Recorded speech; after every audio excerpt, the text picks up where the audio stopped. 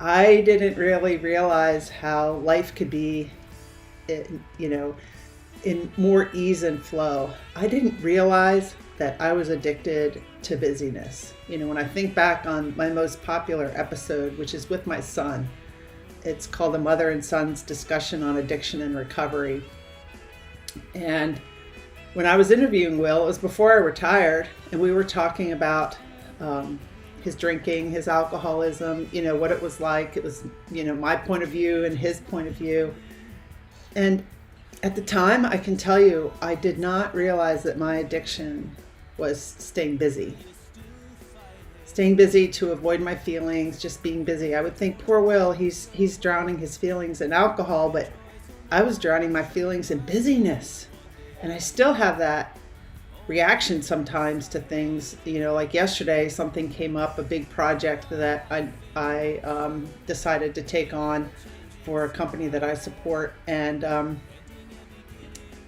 I didn't know how to do everything, and it was going to rely on other people, and I just kind of got nervous about it. My inner critic, my judge, said, "Oh, this is going to be too hard," and so I started getting really busy with other things, and so I realized that I kind of distract myself by being busy. So awareness is just so key, knowing what our typical reaction is to something and knowing that we can change it. So that's something I wanted to share about.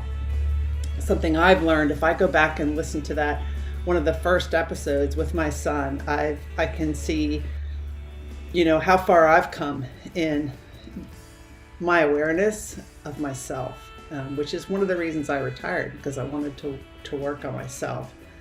I didn't even really realize that our thoughts create our feelings, which create our action, which generates our action or our inaction, and gives us our results. So we want to know what we're thinking.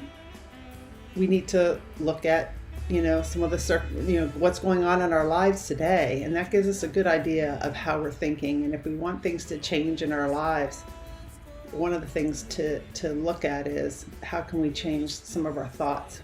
Where are we spending a lot of our time? Where are we placing our attention in terms of our thoughts?